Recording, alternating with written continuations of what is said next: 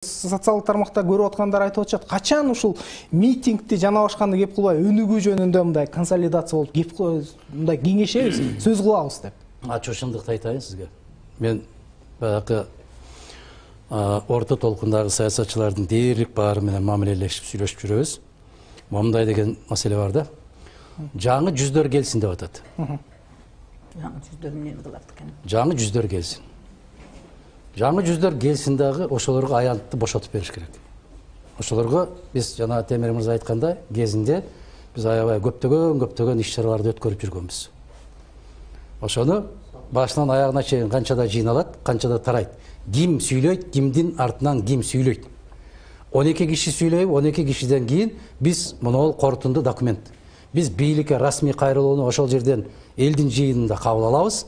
Ошону ак үйгө жеткирип беребиз деп аябай чоң маданият тартип менен өтчү. Азыр жаңы жүздөр дегенде жаңы жүздөрүн ким? Өткөндө бир жерге барып жыйыныңарда бир экөөбүз пикиримди билдирип коеюн десе, ал жерден атын айтпай бир саясатчыны кууп түшүптүр. Сен кет. Биз өзүбүз өткөрүп атабыз деп. Бизге жаңы жүз керек. Бизге жаңы жүздөр керек деп. Жаңы жүз. Жолборс мырза окмуштуу киши катарында айткандай, жаңы жүздөрүн ким алар? Алар резолюция жазалабы? Алардын элдин алдында легитимдүүлүгү барбы? Алар ошол жыйынды башкара алабы? Башкарган болсо кантип башкарат? Кандай ыкмалары бар? Мына 7 дубандан киши келет дейт. 7 дубандан ошол учурда мурдагылардан жыйынтык чыкпаса жаңы жүздөргө талап болуп атат деп атпайбы? Жок.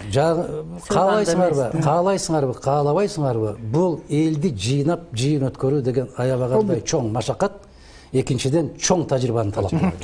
Өтө чоң тажрыйба керек. Биз жанатан бери ушул митингге карата кандай мамиле